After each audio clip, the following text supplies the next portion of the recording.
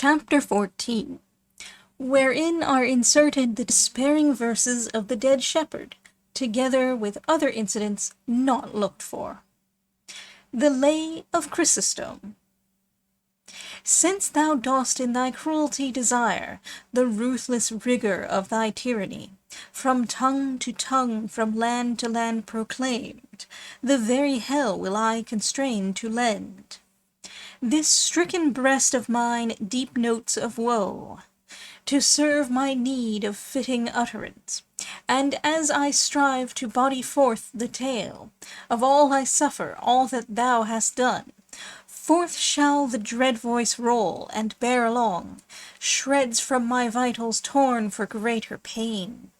Then listen not to dulcet harmony, but to a discord wrung by mad despair, out of this bosom's depths of bitterness, to ease my heart and plant a sting in thine. The lion's roar, the fierce wolf's savage howl, the horrid hissing of the scaly snake, the awesome cries of monsters yet unnamed, the crow's ill-boding croak, the hollow moan of wild winds wrestling with the restless sea, the wrathful bellow of the vanquished bull, the plaintive sobbing of the widowed dove, the envied owl's sad note, the wail of woe, that rises from the dreary choir of hell, commingled in one sound, confusing sense, let all these come to aid my soul's complaint, for pain like mine demands new modes of song. No echoes of that discord shall be heard, where Father Tagus rolls, or on the banks of olive-bordered Betis to the rocks. Or in deep caverns shall my plaint be told, and by a lifeless tongue in living words. Or in dark valleys, or on lonely shores, where neither foot of man nor sunbeam falls, or in among the poison-breathing swarms of monsters nourished by the sluggish Nile. For, though it be to solitudes remote, the hoarse, vague echoes of my sorrows sound, thy matchless cruelty, my dismal fate, shall carry them to all the spacious world. Disdain hath power to kill, and patience dies, slain by suspicion, be it false or true.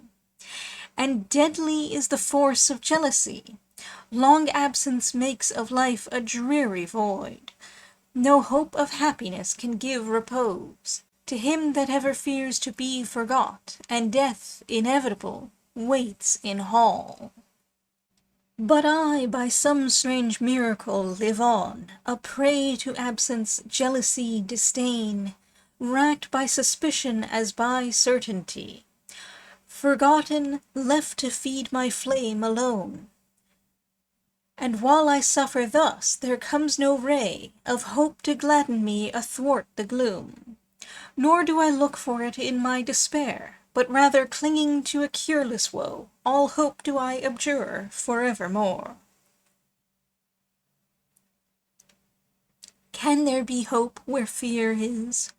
Were it well, when far more certain are the grounds of fear, ought I to shut mine eyes to jealousy, if through 1,000 heart wounds it appears? Who would not give free access to distrust, seeing disdain unveiled and bitter change, all his suspicions turned to certainties, and the fair truth transformed into a lie? O thou fierce tyrant of the realms of love, O jealousy, put chains upon these hands, and bind me with thy strongest cord, disdain.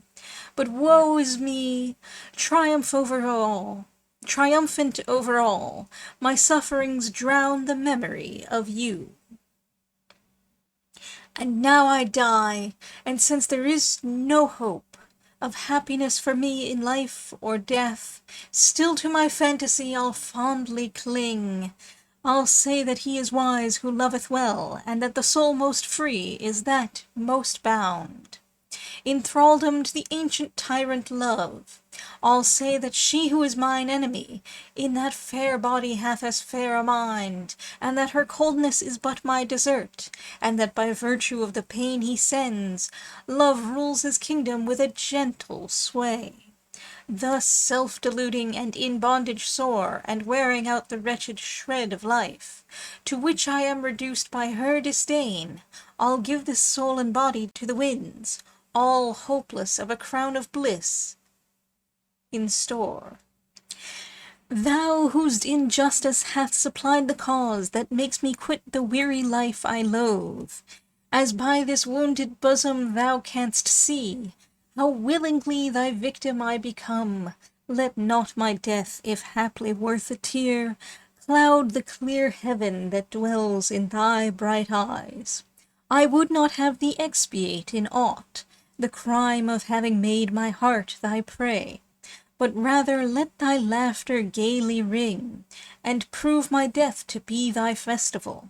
Fool that I am to bid thee, well I know, thy glory gains by my untimely end. And now it is the time, from hell's abyss, come thirsting Tantalus, come Sisyphus, heaving the cruel stone, come Titus, with vulture and with wheel Ixion come, and come the sisters of the ceaseless toil, and all into this breast transfer their pains, and, if such tribute to despair be due, chant in their deepest tones a doleful dirge, over a corse unworthy of a shroud. Let the three-headed guardian of the gate, and all the monstrous progeny of hell, the doleful concert join. A lover dead, methinks, can have no fitter obsequies. Lay of despair, grieve not when thou art gone. Forth from this sorrowing heart my misery brings forth to the cause that gave thee birth. Then banish sadness even in the tomb. The Lay of Chrysostom met with the approbation of the listeners, though the reader said it did not seem to him to agree with what he had heard of Marcella's reserve and propriety, for Chrysostom complained in it of jealousy, suspicion, and absence, all to the prejudice of the good name and fame of Marcella.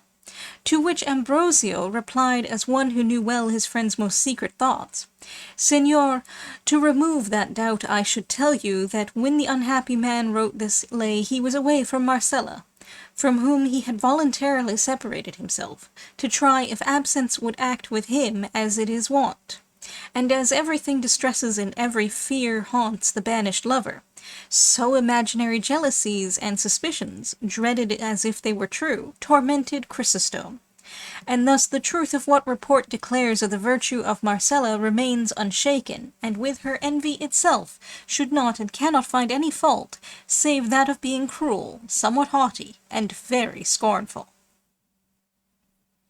That is true, said Vivaldo, and as he was about to read another paper of those he had preserved from the fire, he was stopped by a marvellous vision, for such it seemed, that unexpectedly presented itself to their eyes. For on the summit of the rock where they were digging the grave there appeared the shepherdess Marcella, so beautiful that her beauty exceeded its reputation. Those who had never till then beheld her gazed upon her in wonder and silence, and those who were accustomed to see her were not less amazed than those who had never seen her before. But the instant Ambrosio saw her, he addressed her with manifest indignation. Art thou come, by chance, cruel basilisk of these mountains, to see if in thy presence blood will flow from the wounds of this wretched being thy cruelty has robbed of life? Or is it to exult over the cruel work of thy humours that thou art come, or like another pitiless Nero to look down from that height upon the ruin of his Rome in embers? Or in thy arrogance to trample on this ill-fated corpse, as the ungrateful daughter trampled on her father Tarquin's? Tell us quickly for what thou art come, or what it is thou wouldst have, for, as I know the thoughts of Chrysostom never failed to obey thee in life, I will make all these who call themselves his friends obey thee, though he be dead. I come not, Ambrosia, for any of the purposes thou hast named, replied Marcella, but to defend myself and to prove how unreasonable are all those who blame me for their sorrow and for Chrysostome's death. And therefore I ask all of you that are here to give me your attention, for it will not take much time or many words to bring the truth home to persons of sense. Heaven has made me, so you say, beautiful, and so much so that in spite of yourselves my beauty leads you to love me. And for the love you show me, you say, and even urge, that I am bound to love you. By that natural understanding which God has given me, I know that everything beautiful attracts love, but I cannot see how, by reason of being loved, that which is loved for its beauty is bound to love that which loves it. Besides, it may happen that the lover of that which is beautiful may be ugly, and ugliness being detestable, it is very absurd to say, I love thee because thou art beautiful, thou must love me though I be ugly. But supposing the beauty equal on both sides, it does not follow that the inclinations must be therefore alike, for it is not every beauty that excites love, some but pleasing the eye without winning the affection. And if every sort of beauty excited love and won the heart, the will would wander vaguely to and fro, unable to make choice of any. For as there is an infinity of beautiful objects, there must be an infinity of inclinations, and true love, I have heard it said, is indivisible, and must be voluntary and not compelled. If this be so, as I believe it to be, why do you desire me to bend my will by force, for no other reason but that you say you love me? Nay, tell me, had heaven made me ugly, as it has made me beautiful, could I with justice complain of you for not loving me? Moreover, you must remember that the beauty I possess was no choice of mine, for, be it what it may, heaven of its bounty gave it me without my asking or choosing. Heaven of its bounty gave it me without my asking or choosing it, and as the viper, though it kills with it, does not deserve to be blamed for the poison it carries, as it is a gift of nature, neither do I deserve reproach for being beautiful, for beauty in a modest woman is like fire at a distance or a sharp sword. The one does not burn, the other does not cut, those who do not come too near. Honor and virtue are the ornaments of the mind, without which the body, though it be so, has no right to pass for beauty. Without which the body, though it be so, has no right to pass for beautiful. But if modesty is one of the virtues that specially lend a grace and charm to mind and body, why should she who is loved for her beauty part with it to gratify one who for his pleasure alone strives with all his might and energy to rob her of it? I was born free, and that I might live in freedom, I chose the solitude of the fields. In the trees of the mountains I find society. The clear waters of the brooks are my mirrors, and to the trees and waters I make known my thoughts and charms. I am a fire afar off, a sword laid aside. Those whom I have inspired with love by letting them see me, I have by words undeceived, and if their longings live on hope, and I have given none to Chrysostome or to any other, it cannot justly be said that the death of any is my doing, for it was rather his own obstinacy than my cruelty that killed him. And if it be made a charge against me that his wishes were honorable, and that therefore I was bound to yield to them, I answer that when on this very spot where now his grave is made he declared to me his purity of purpose, I told him that mine was to live in perpetual solitude, and that the earth alone should enjoy the fruits of my retirement and the spoils of my beauty. And if after this open avowal he chose to persist against hope and steer against the wind, what wonder is it that he should sink in the depths of his infatuation? If I had encouraged him, I should be false. If I had gratified him, I should have acted against my own better resolution and purpose. He was persistent in spite of warning. He despaired without being hated.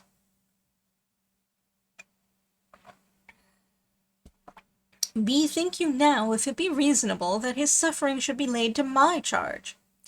Let him who has been deceived complain. Let him give way to despair, whose encouraged hopes have proved vain. Let him flatter himself whom I shall entice. Let him boast whom I shall receive. But let not him call me cruel or homicide, to whom I make no promise, upon whom I practice no deception, whom I neither entice nor receive. It has not been so far the will of heaven that I should love by fate, and to expect me to love by choice is idle. Let this general declaration serve for each of my suitors on his own account, and let it be understood from this time forth that if any one dies for me, it is not of jealousy or misery he dies. For she who loves no one can give no cause for jealousy to any, and candor is not to be confounded with scorn. Let him who calls me wild beast and basilisk leave me alone as something noxious and evil. Let him who calls me ungrateful withhold his service. Who calls me wayward, seek not my acquaintance. Who calls me cruel, pursue me not.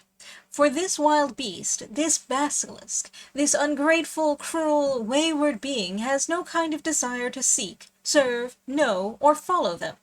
If Chrysostome's impatience and violent passion killed him, why should my modest behavior and circumspection be blamed? If I preserve my purity in the society of the trees, why should he who would have me preserve it among men seek to rob me of it? I have, as you know, wealth of my own, and I covet not that of others. My taste is for freedom, and I have no relish for constraint. I neither love nor hate any one. I do not deceive this one or court that, or trifle with one or play with another. The modest converse of the shepherd girls of these hamlets, and the care of my goats are my recreations. My desires are bounded by these mountains, and if they ever wander hence, it is to contemplate the beauty of the heavens, steps by which the soul travels to its primeval abode. With these words, and not waiting to hear a reply, she turned and passed into the thickest part of a wood that was hard by, leaving all who were there lost in admiration as much of her good sense as of her beauty. Some, those wounded by the irresistible shafts launched by her bright eyes, made as though they would follow her, heedless of the frank declaration they had heard. Seeing which, and deeming this a fitting occasion for the exercise of his chivalry in aid of distressed damsels, Don Quixote, laying his hand on the hilt of his sword, exclaimed in a loud and distinct voice, "Let no one, whatever his rank or condition, dare to follow the beautiful Marcella under pain of incurring my fierce indignation. She has shown by clear and satisfactory arguments that little or no fault is to be found with her for the death of Chrysostome, and also how far she is from yielding to the wishes of any of her lovers, for which reason, instead of being followed and persecuted, she should in justice be honored and esteemed by all the good people of the world, for she shows that she is the only woman in it that holds to such a virtuous resolution." Whether it was because of the threats of Don Quixote, or because Ambrosio told them to fulfill their duty to their good friend, none of the shepherds moved or stirred from the spot until, having finished the grave and burned Chrysostome's papers, they laid his body in it, not without many tears from those who stood by. They closed the grave with a heavy stone until a slab was ready, which Ambrosio said he meant to have prepared, with an epitaph which was to be to this effect: "Beneath the stone before your eyes, the body of a lover lies. In life he was a shepherd swain, in death a victim to disdain. Ungrateful, cruel, coy, and fair was she that drove him to despair, and love hath made her his ally, for spreading wide his tyranny." They then strewed upon the grave a profusion of flowers and branches, and all expressing their condolence with his friend Ambrosio, took their Vivaldo, and his companion did the same, and Don Quixote bade farewell to his hosts and to the travellers, who pressed him to come with them to Seville, as being such a convenient place for finding adventures, for they presented themselves in every street and round every corner oftener than anywhere else. Don Quixote thanked them for their advice and for the disposition they showed to do him a favor, and said that for the present he would not, and must not go to Seville, until he had cleared all these mountains of highwaymen and robbers, of whom report said they were full. Seeing his good intention, the travellers were unwilling to press him further, and once more bidding him farewell, they left him and pursued their journey, in the course of which they did not fail to discuss the story of Marcella and Chrysostom, as well as the madness of Don Quixote. He, on his part, resolved to go in quest of the shepherdess Marcella, and make offer to her of all the service he could render her. But things did not fall out with him as he expected, according to what is related in the course of this veracious history, of which the second part ends here. There is here a play upon the words desesperados, despairing, and no esperados, not looked for. Many of the headings of the chapters contain some verbal conceit of this kind. The Lay of Chrysostom must not be judged of by a translation. The original is not so much a piece of poetry as a fantasia in rhyme and an experiment in versification. Whether Italian or Spanish, the canzone or cancion is from its style hard to translate into our matter-of-fact English, but the difficulty here is increased by the peculiarly complex stanza and intricate system of interlaced rhymes which Cervantes adopted, as well as by the inimitable rhythm and harmony of the lines. One peculiarity, borrowed it may be from Garcilaso, is that of a line with a medial rhyme to the termination of the preceding line, which produces a cadence that falls upon the ear like that of waves upon a distant shore. It might be possible to imitate the arrangement of rhymes, but to imitate the effect or reproduce the melody in our consonantal language would be an utter impossibility.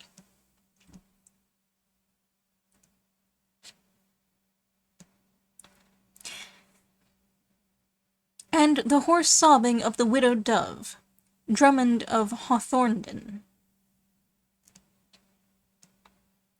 The owl was the only bird that witnessed the crucifixion, and it became for that reason an object of envy to the other birds, so much so that it cannot appear in the daytime without being persecuted. Betis, i.e. the Guadalquivir.